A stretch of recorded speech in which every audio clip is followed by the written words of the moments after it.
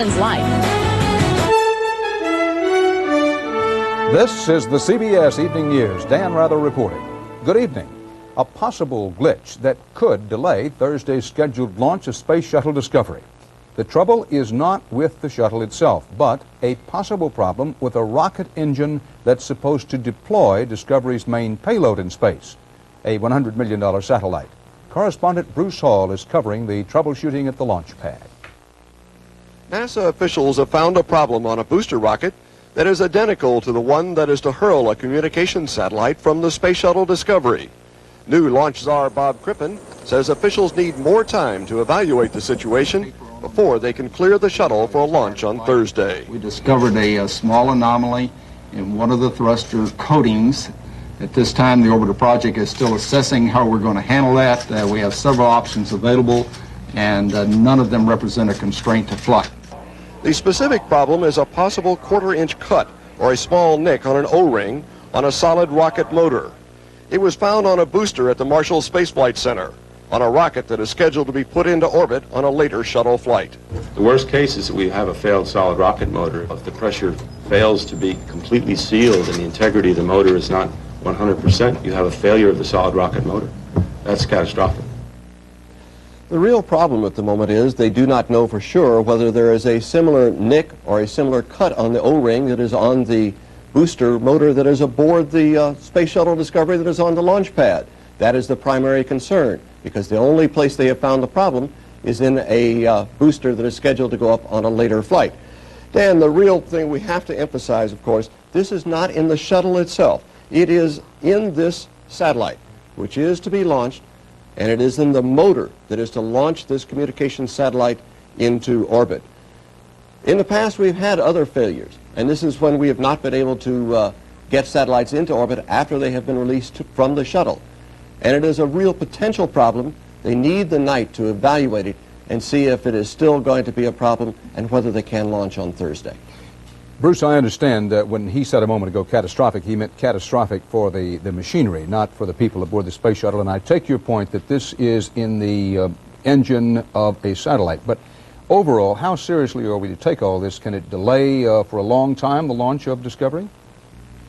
Well, one of the former Roger Commission people were here on hand today, and they said this is not a major problem, not a serious problem. It is a case of NASA being conservative. It is a case of the new NASA operating under stringent new guidelines. He thought that they would be able to get this fixed and corrected. In any case, they're saying if we have a delay, it will not be a long delay. It probably would only be a couple of days. Let's hope they're right. Thanks, Bruce. On the campaign trail, George Bush tried today to reduce some of the effect of Michael Dukakis's charge that Bush favors tax breaks for the rich while putting the squeeze on working people. Bush got out a proposed tax-deferred savings account for middle-income Americans plan. This all comes as both candidates are under increasing fire for making economic proposals they believe will be popular but don't necessarily do much to knock back the big federal budget deficit. Correspondent Eric Ingberg begins our coverage. George Bush, bidding for support from middle-class voters, today proposed a program of individual savings accounts, or ISAs, to encourage Americans to save more. The Bush savings plan will keep this economic recovery going while making our future more secure.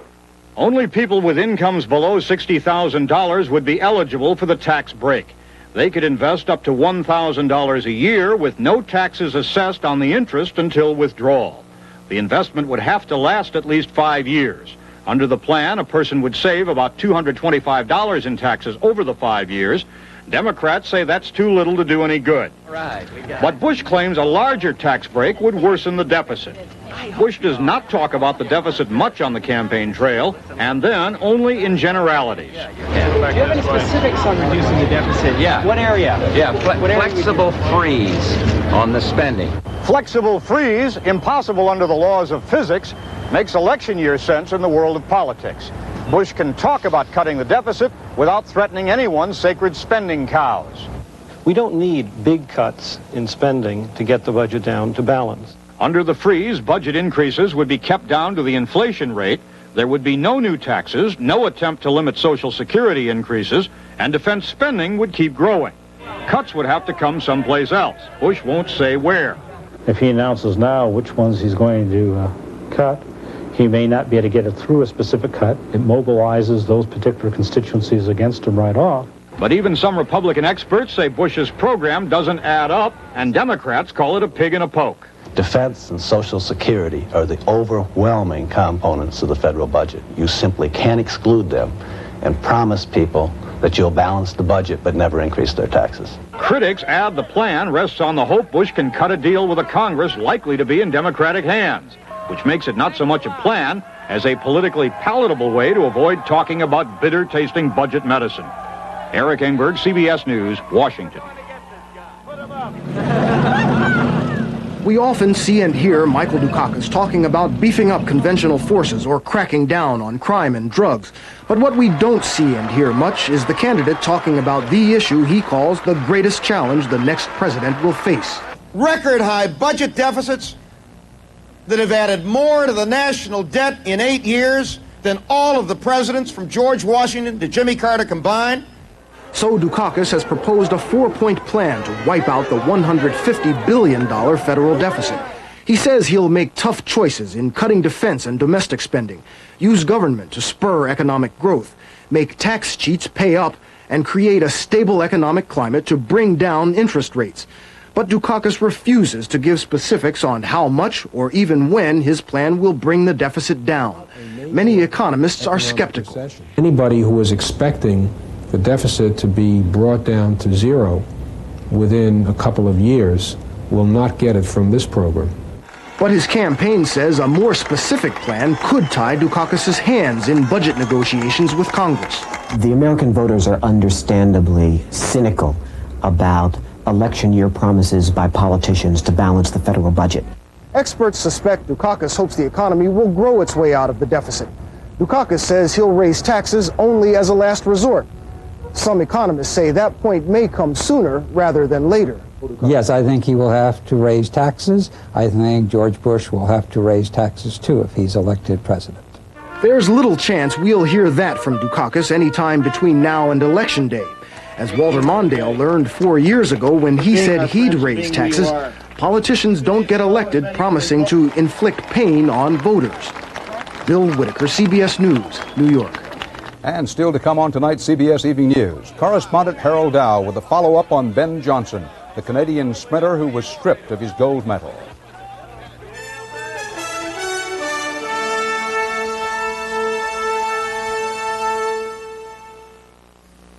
Know the way I feel about you, oh, it still can make me blush. I like to spend some time listening to the hush of a morning full of promise, fresh as it can be. That's the good to the last drop feeling of Maxwell House, only Maxwell House. That's the good to the last drop feeling of Maxwell House and me. Friends acting funny? Maybe it's your breath. Now there's new Milk-Bone mint-flavored dog biscuits. Mint-flavored biscuits put the bite on bad breath and clean your teeth. Because like all Milk-Bone biscuits, each crunch helps scrape away food particles and plaque that can cause bad breath. New mint-flavored Milk-Bone dog biscuits with the cool taste of mint that everybody loves. Milk-Bone dog biscuits, twice a day. With arthritis, there's pain. And there's pain. For relief, there's aspirin. And there's aspirin. Anacin. Anacin's aspirin formula has more medicine than regular aspirin. That's not relief. That's relief. Anacin. A little exercise never hurts, and neither does eating right. Especially when it's Sunsweet pitted prunes with yogurt. Rounder, plumper Sunsweet. So good tasting, and so good for you. In New York today, President Reagan met with leaders of 15 European and Asian allies, and he called on them to take more responsibility for their own military defense. Mr. Reagan also defended the action of some U.S. servicemen who opened fire recently against rebels in El Salvador. The Pentagon confirmed that the incident of the firefight had taken place. Bill Plant has more about the story.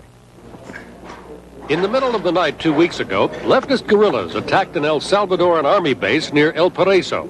3 U.S. military advisors inside the compound at the time took cover in a sandbagged bunker and watched as the rebels entered a corner of the camp. Perceiving a direct threat to their safety, the U.S. personnel fired their assigned personal weapons at the guerrillas. It was the first time in the almost 8 years since U.S. military advisors have been stationed in El Salvador that they have gotten into a firefight. But to their commander-in-chief today, it was a simple case of self-defense. I'll never send any of our people into danger without allowing them the right to defend themselves if they're attacked. And they were attacked. The administration informed Congress of the incident 2 days later, as required by law, adding that there is no indication that the U.S. trainer quarters or the trainers were specifically targeted during this attack. None of the 3 advisors was injured in the attack, in which 5 rebels and 16 Salvadoran soldiers died. But a year ago, a U.S. advisor was killed in an incident at this same base. A congressional critic charges the administration has no real policy in El Salvador. What we're doing is floundering.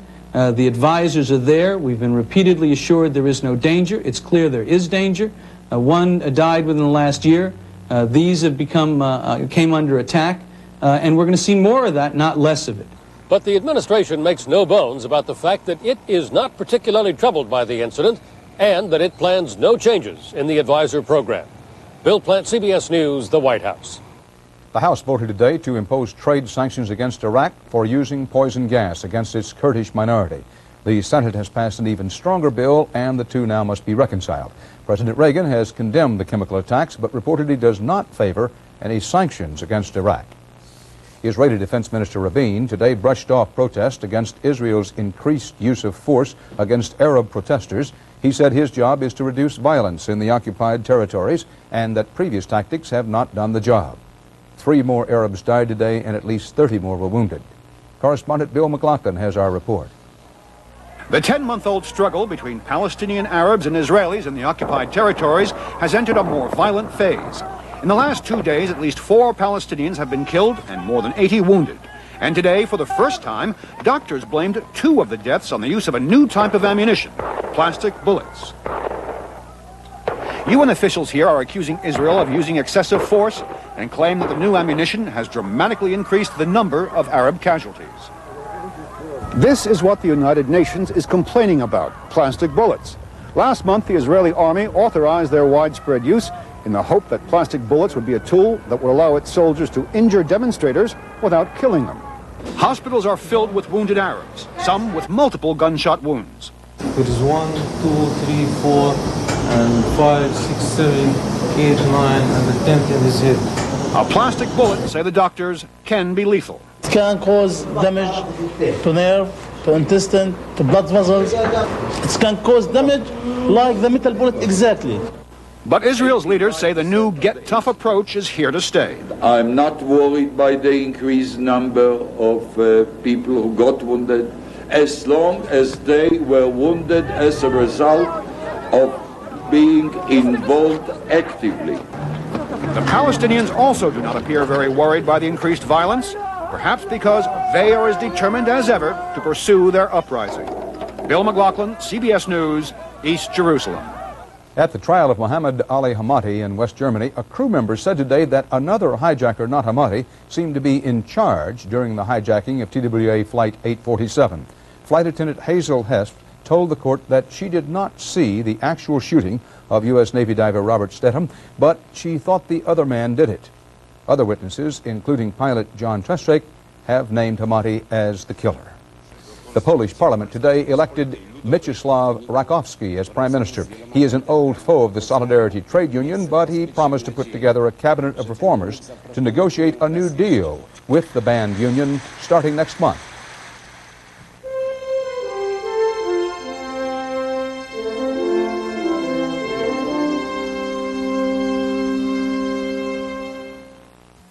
Here I got a whole box of Kellogg's Raisin Squares. No salt, no fat. So is that why I'm eating them? No, I gotta eat them because they taste great. Let's face it, I'm a slave to that raisin in the middle. I mean, everybody knows that staying away from salt and fat makes sense for the heart. Now, there's a reason for eating Raisin Squares. But me? No. It's yum, yum, yum, yum, yum. Oh, I wish I'd grow up. Kellogg's Squares. No salt, no fat. Relax. Enjoy them to your heart's content. For the first time ever, Red Lobster presents 30 shrimp done 4 incredible ways for just $8.95. You've never had so many shrimp, so many ways. Shrimp that are golden fried, scampi you just must try. Shrimp baked with lots of spice and lemon peppers, oh so nice. You've never had so many shrimp at such a price. The deluxe shrimp sampler just $8.95. Kids shrimp dinner $1.95 at Red Lobster. We know how you love seafood. I need home cooking. How about Swansea Homestyle recipe number 4? Swiss cheese plus 2 aged cheddars over pure semolina pasta. When your mom makes it, she calls it macaroni and cheese. Okay, then I'll try it. Daybreak on the mountain, smooth coffee blend in your cup. And when it tastes your way, it's necessarily Nescafe. Great coffee blends to taste your way. That's necessarily Nescafe. Besides defense, help for the poor and Social Security are 3 big areas when anyone talks about reducing the deficit. There were more charges and countercharges between Michael Dukakis and George Bush today over Social Security. Dukakis again accusing Bush of having voted against some Social Security increases and of planning to make cuts in Social Security, with Bush denying that. And the House and Senate committee negotiators tonight approved a new compromise plan that would overhaul the nation's welfare system for the first time in decades. Our Capitol Hill correspondent Phil Jones reports on what this bill would do. History was made in this congressional committee room today. After 20 years of trying, negotiators proposed dramatic changes in the nation's welfare system, which has been in existence for more than a half-century. There's no certainty that this bill in and of itself is going to resolve the welfare crisis in this country, but there is one certainty. That's that the present system does not work and cannot work. The bipartisan measure, which would cost more than $3 billion, would offer welfare parents jobs, training, and educational assistance. To qualify, the primary breadwinner would be required to do community work, on-the-job training, or schooling. Recipients would receive 1 year of daycare assistance and a year of continued family Medicaid after going off welfare. And there would be paycheck deductions from absent parents for child support. The most controversial provision is a requirement for welfare recipients to work, which critics say is a punitive action to force people off the rolls. Workfare does not work in most areas because it is unfair and offensive to the individual we're trying to help. But others who question workfare are swallowing hard. The problem is that workfare was necessary to get the president's signature, and that's a reality. These are changes that I think are positive for the welfare system. It's a program that strikes a new bargain with women on welfare. Hard as it may be to believe, this is one issue not caught up in election politics. The Republican president likes the proposal, and most Democrats think it's the best deal they can get. Phil Jones, CBS News, Capitol Hill. A scientific panel today rejected complaints from animal rights advocates and said it was necessary to use animals for medical research. The National Academy of Sciences, which estimated as many as 22 million animals, birds, fish, reptiles, and amphibians are used for research each year, said no new laws are needed to govern their use by scientists. This scientific panel said humans are morally obliged to each other to better the human condition and, quote, the chance that alternatives will completely replace animals for research in the foreseeable future is nil, unquote.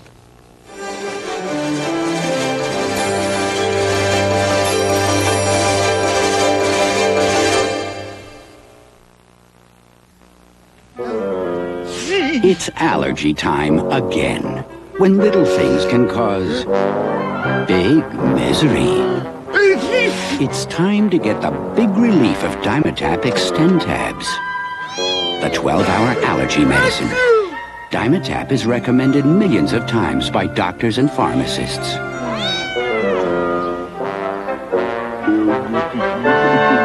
Dimetap, it gets things back to normal. For Vanish Drop-Ins, the Ball Brothers. I pop in Vanish Drop-Ins and look so clean. So drop in Vanish Drop-Ins. Vanish drop-ins are here. Just drop one in the tank to help keep your bowl looking clean and smelling fresh for weeks. And since drop-ins dissolve completely, you never touch them again. What could be easier? So drop in Vanish Drop-Ins. And when you brush, try Dual Action Liquid Vanish. It freshens the bathroom and it outcleans Lysol on tough rust stains below the waterline. Liquid Vanish makes your toilet sing. The next time you have a glass of orange juice, tomato, or grapefruit, think about this. You get more of 7 important vitamins and minerals in a glass of great-tasting Sunsweet prune juice. Sunsweet. Here's to your health. Grandpa, you can do better than the old-fashioned Quaker Oats. Who? Total oatmeal has 10 times the vitamin and mineral nutrition. See, Grandpa, what you thought was in here is really in here. If it's total oatmeal, it's total nutrition. Soviet authorities warned Armenian dissidents today that they face heavy penalties if they continue their protest strikes. The Armenian crisis has erupted once again in that disputed region called Nagorno-Karabakh. It began last week with a violent clash between the two feuding ethnic groups in the Republic of Azerbaijan. Barry Peterson reports. This is a rare view of the rallies that triggered the most recent violence. Christian Armenians demanding that this region become a part of nearby Armenia, be taken away from the surrounding mostly Muslim republic. We will be with Armenia, this woman shouted, or we will die. Hours later, one person was dead and dozens seriously wounded. One man was peppered by a shotgun blast. The use of firearms in the clashes between Christians and Muslims is an ominous escalation in their ethnic violence. There were soldiers there, this man claims, but when the trouble started, they ran away. Soviet troops were ordered in to keep the peace, but some reports say there are still clashes. Even police have been attacked, a rare event in a land where police are all-powerful. There were also demonstrations in nearby Yerevan, the capital of Armenia. Soviet television focused on how quickly life returned to normal. In fact, there have been ongoing protests. At times, streets have been blocked by demonstrators at one end, uneasy troops at the other. The Kremlin is maintaining its hard line, refusing to give in to nationalistic demands by Armenians. That angers protest leaders who once sought the Kremlin's help and increasingly now see the Kremlin as the enemy. More and more Armenians are calling for independence from the Soviet Union and for more protest, a defiant challenge to Gorbachev's authority. He may be forced to use enormous military force, a return to the kind of heavy-handed tactics that are a part of this nation's dark past. Barry Peterson, CBS News, Moscow.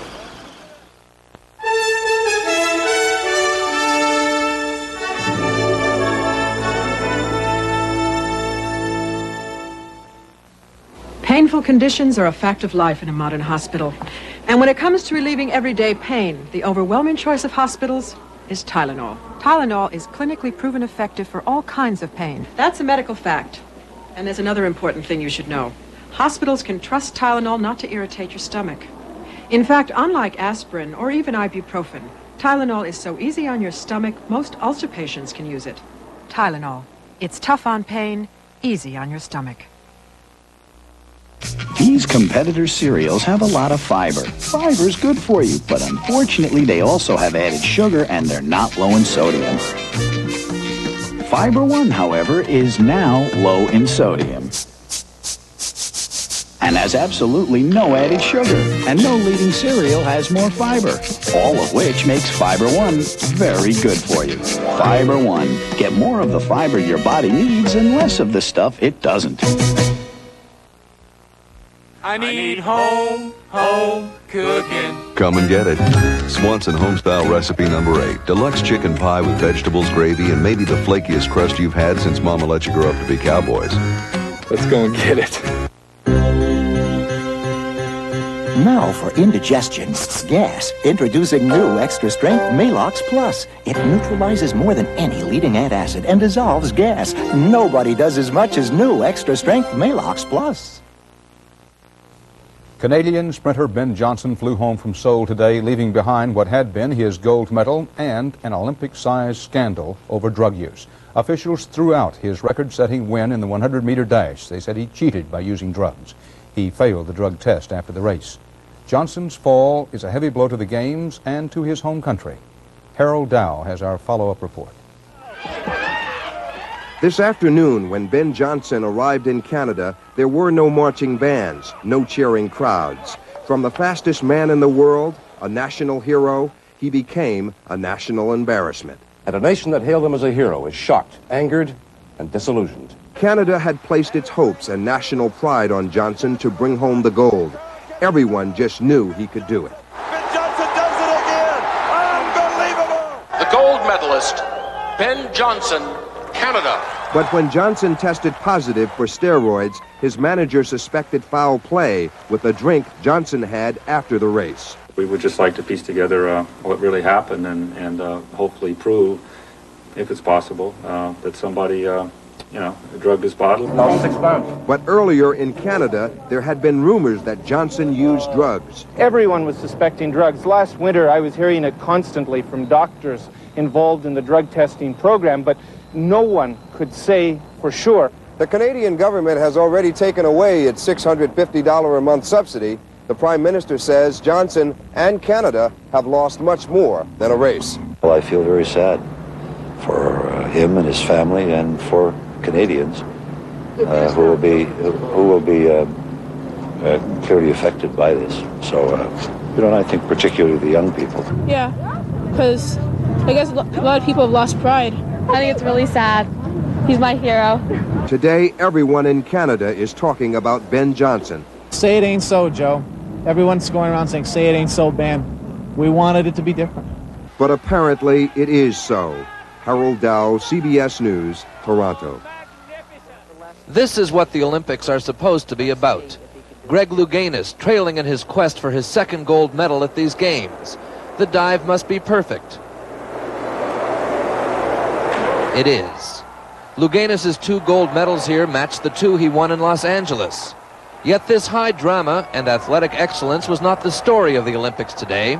Everybody here was talking about the spectacular rise and thunderous fall of Ben Johnson. I think athletes look at fame, fortune, money, and they don't think about what the end result may be. Doctors say the end result of the type of steroid Johnson used could be liver disease and even cancer. Johnson is the most prominent casualty ever in the International Olympic Committee's war on drugs, and his expulsion has a lot of other athletes worried. Who's going to be next? So there are a lot of athletes running around here like headless chickens right now. If Ben Johnson cast the darkest cloud over these Olympics, there were others. American gold medal swimmers Troy Dalby and Doug Gwertson were questioned for more than 6 hours in a Seoul police station today. They had taken a valuable stone mask from a Korean nightclub while celebrating late one night. They called it a prank. The Koreans called it theft and may still bring charges against Dalby despite the swimmer's remorse. We'd all like to apologize for the incident the other night in Itaewon. Despite the remarkable performances of some athletes, Olympic Games are often remembered for other reasons. The Black Power salutes in Mexico City, the massacre in Munich, the boycotts in Moscow and Los Angeles. These games may well be remembered for Ben Johnson. Mark Phillips, CBS News, Seoul. And that's tonight's CBS Evening News. Dan Rather. See you tomorrow. Good night.